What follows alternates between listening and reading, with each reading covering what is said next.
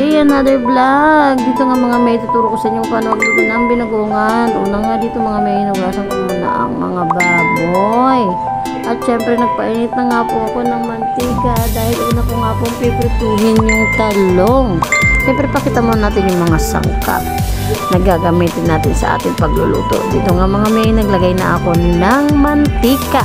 Pinainit ko muna po ito ng sobra para mas hindi dumikit yung lulutuin ko.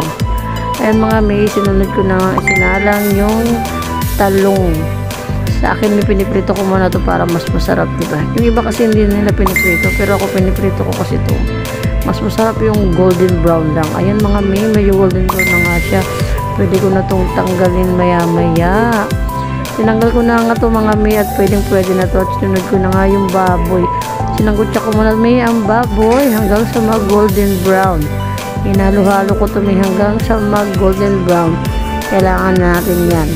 At isunod natin ang mga sangkap, sibuyas, bawang at kamatis. Dito nga mga may ay dapat lutong-luto yung kamatis. Kaya minash-mash ko muna yung kamatis na yan. At saka ako naman isinunod yung alamang dyan. Dito nga mga may, nilagay ko na yung alamang. Siyempre pinaka-main ingredient dahil nga binagoongan ng ating ulam. Dito nga mga may ay kumukulo na to, pero siyempre nagdagdag muna ako ng tubig dito para lumambot ang ating baboy. Papakuluan muna natin to ng ilang minuto.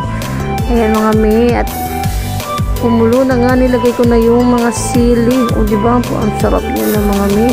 Hindi ko na pinakita yung paglagay din ng mga pampalasa. Alam niyo na yun. Ayan mga may, luto na ang ating ulam, binagongan. Sarap!